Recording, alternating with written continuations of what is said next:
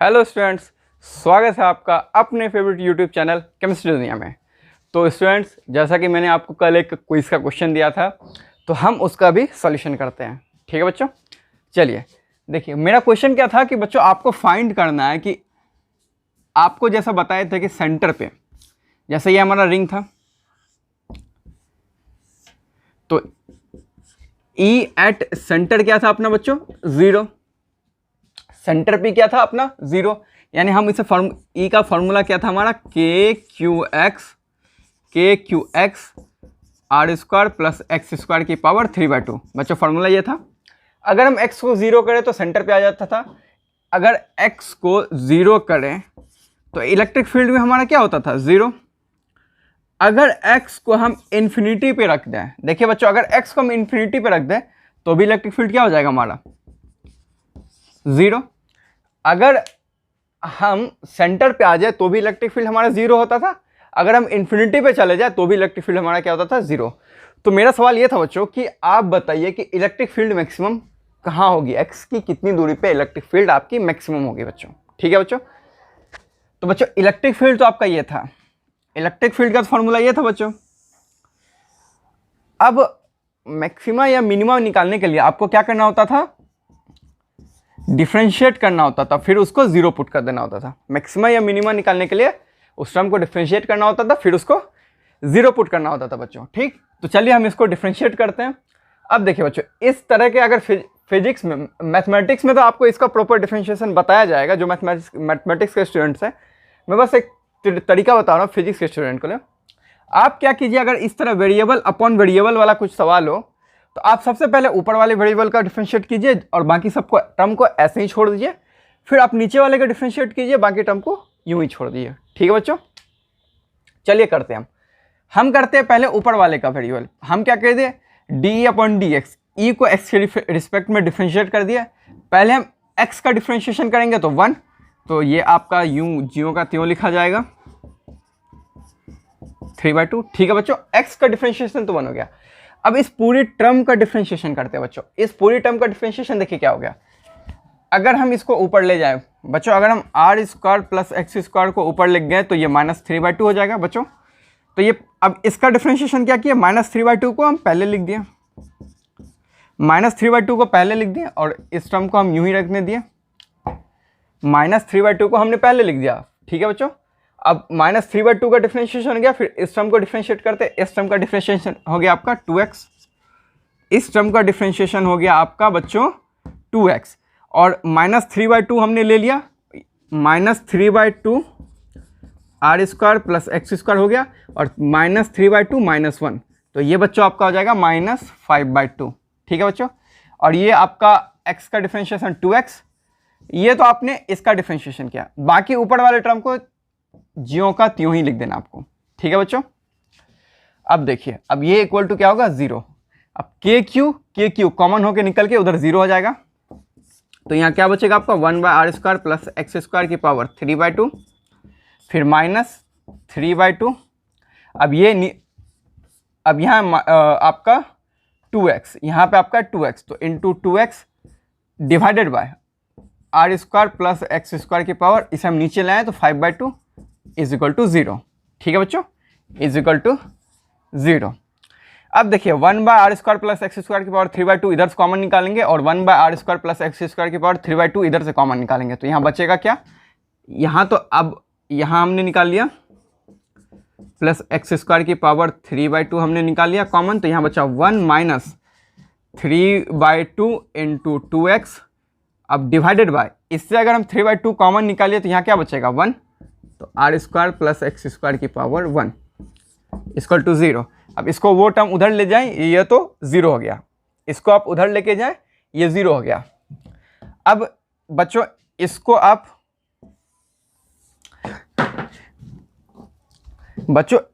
आप एलसीएम निकाल, ये पावर 1 है बच्चों, इसको आप फर्दर सॉल्व कर लीजिए। ये उस तरफ जाके क्या हो जाएगा 0, तो इसको हटाइए, इसको आप सॉल्व कीजिए तो क्या हो जाएगा, r square plus x square, -2 से 2 cancel, 3x divided by r square plus x square, और इसको हमने पुट कर दिया 0, तो इसे आप उधर लेके जाएं तो ये भी 0 हो जाएगा। हमारे पास ओवरऑल क्या बचेगा, हमारे पास ओवरऑल टर्म बचेगा बच्चों r square plus x square minus 3x equal to 0। ठीक है बच्चों, हमारे पास ओवरऑल टर्म ये बचेगा। इसे आप फर्दर जो सॉल्व कीजिएगा तो आपकी फर्दर सॉल्व करने पर आपको x का वैल्यू प्लस माइनस r/√2 आएगा। इसे आप सॉल्व कीजिएगा तो फाइनल आंसर आएगा x equal two plus minus r/√2, यानी कि x की r/√2 डिस्टेंस पे हमारा इलेक्ट्रिक फील्ड क्या हो जाएगा, मैक्सिमम। x r/√2 डिस्टेंस पे सबसे मैक्सिमम इलेक्ट्रिक फील्ड होगा। और मैं इसका ग्राफ बता देता हूं बच्चों आपको। इसका ग्राफ बनता है बच्चों ऐसा और ऐसा। ठीक है बच्चों, ये आपका हो गया r/√2, ये आपका हो गया माइनस r/√2, और इलेक्ट्रिक फील्ड आपका मैक्सिमम कहाँ है, r/√2 पे। तो बच्चों ये आपका बोर्ड में नहीं, ये तो मैंने आपसे ऐसे ही पूछ लिया। एक बार शायद जेईई ने पूछा था कि इलेक्ट्रिक फील्ड मैक्सिमम किस जगह आती है, ठीक ना, और ये पूछा, एक बार ये पूछा था कि उसका ग्राफ क्या है। ठीक है बच्चों, तो आपको सिर्फ ये याद करने की जरूरत है कि इलेक्ट्रिक फील्ड मैक्सिमम कहाँ पे आती है, r/√2। ठीक है बच्चों, और उसका ग्राफ ऐसा बनता है। तो बच्चों ये था आपका हमारा क्विज का क्वेश्चन का सॉल्यूशन। ठीक बच्चों, चलिए हम शुरुआत करते हैं आपसे अपना टॉपिक। चलिए बच्चों, अब एक नया टॉपिक शुरू करते हैं। जब आपका कांस्टेंट इलेक्ट्रिक फील्ड होता है तो क्या होता है, ठीक ना बच्चों। चलिए देखते हैं।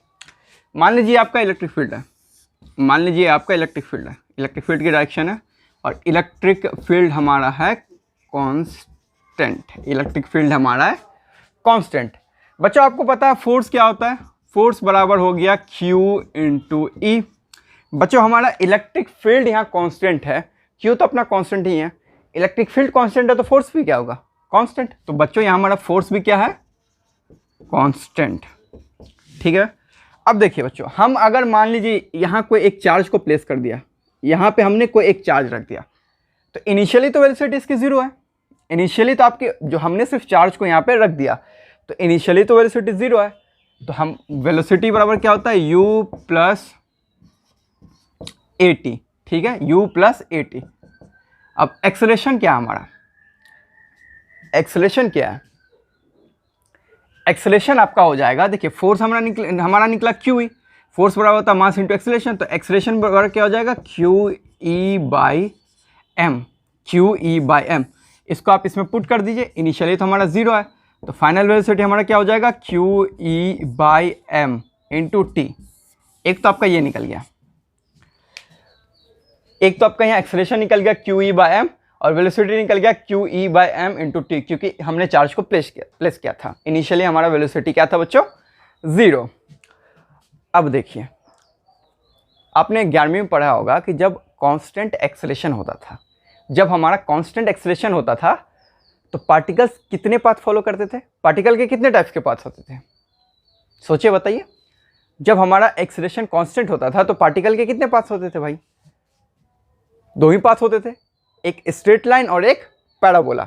ये आपने पढ़ रखा है।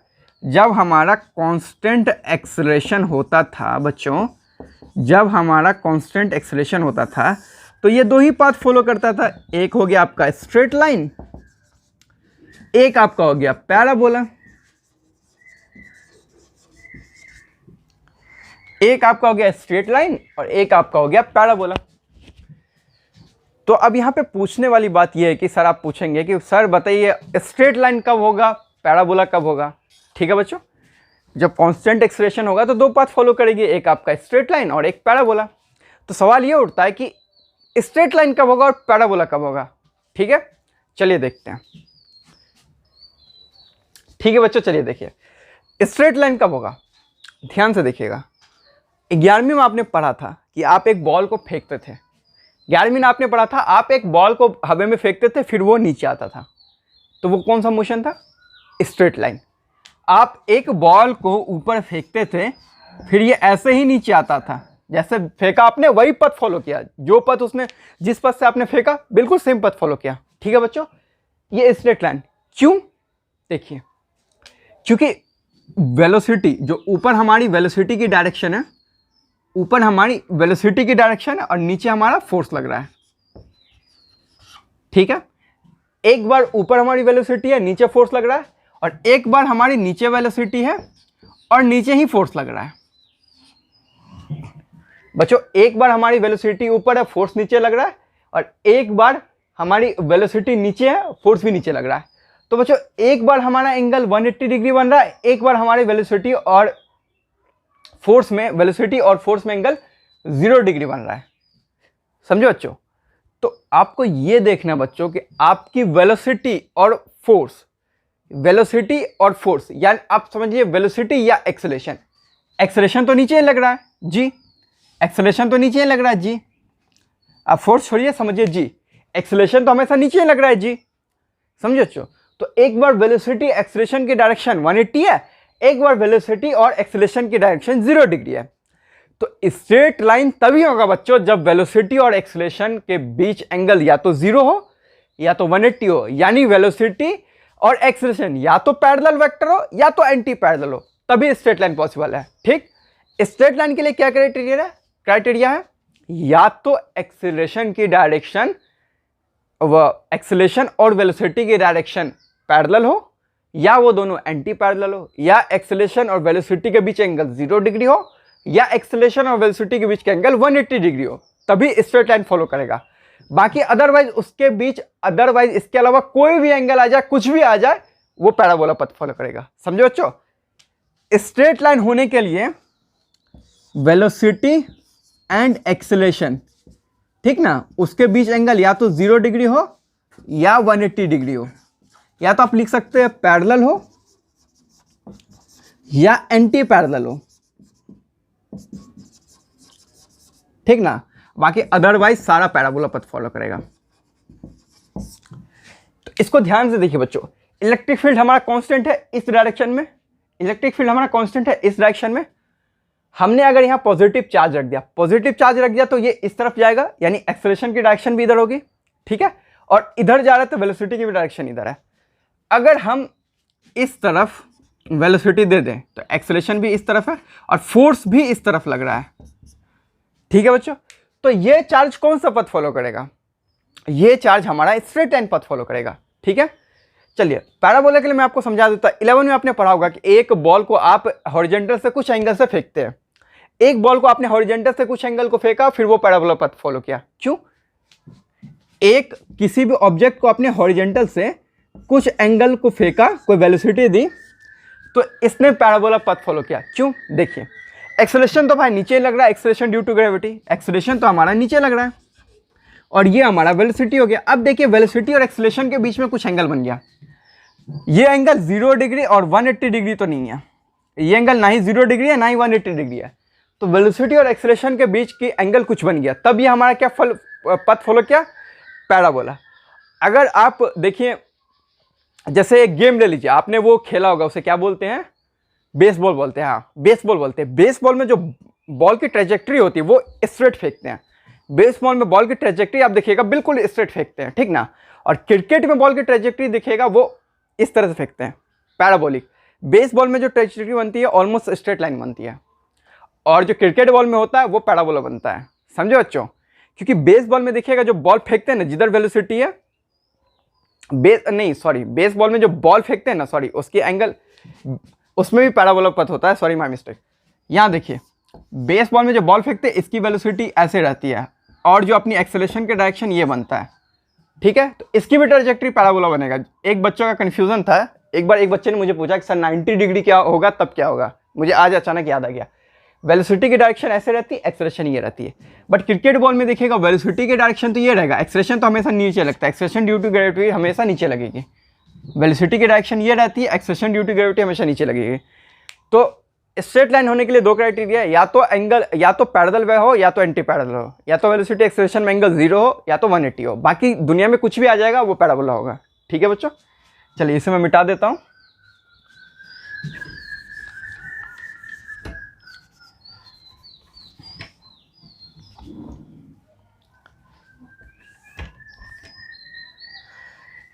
फिर से देखिए, एक आपका इलेक्ट्रिक फील्ड कांस्टेंट था, तो हमने एक चार्ज को सिर्फ रखा, तो फोर्स बराबर होता था Q × E। अगर इलेक्ट्रिक फील्ड कांस्टेंट है तो फोर्स भी हमारा कांस्टेंट होगा। अब हमने चार्ज को रखा तो इनिशियल वेलोसिटी 0 हो गया, ठीक है। तो V = U + AT, तो U तो 0 हो गया, A × T। अब फोर्स हमने निकाला QE, तो एक्सेलरेशन क्या हो जाएगा? QE/m। तो इस एक्सेलरेशन को आप यहाँ पुट करिए तो वेलोसिटी हो जाएगा QE/m इंटू टी। ठीक है, स्ट्रेट लाइन होने के लिए वेलोसिटी और एक्सेलरेशन के बीच में एंगल या तो 0 डिग्री हो या 180 डिग्री हो, ठीक ना, या तो पैरेलल हो या तो एंटी पैरेलल हो।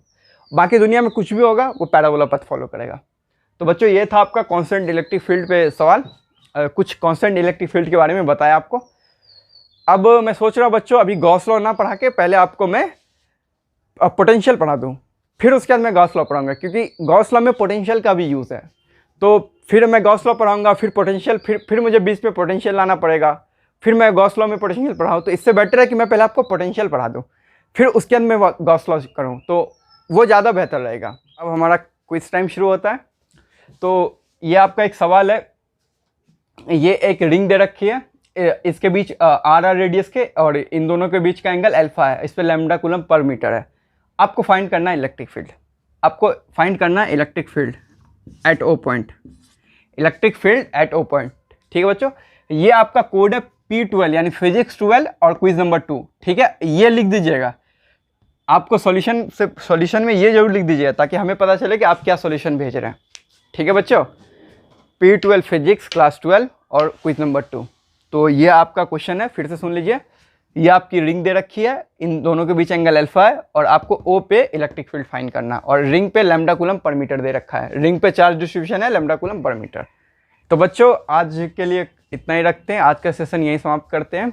और ये आपका क्विज है, फिर से मैं बता देता हूँ, फिजिक्स 12 और क्विज नंबर 2। इसका मतलब ये हुआ आप जब भी सॉल्यूशन भेजिएगा ये लिख के जरूर भेजिएगा।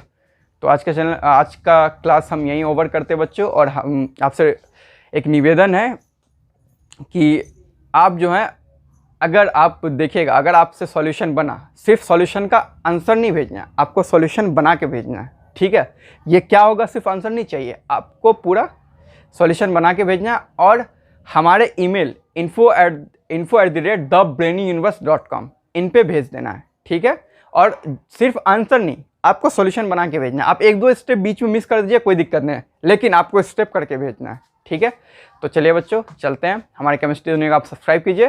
Thank you.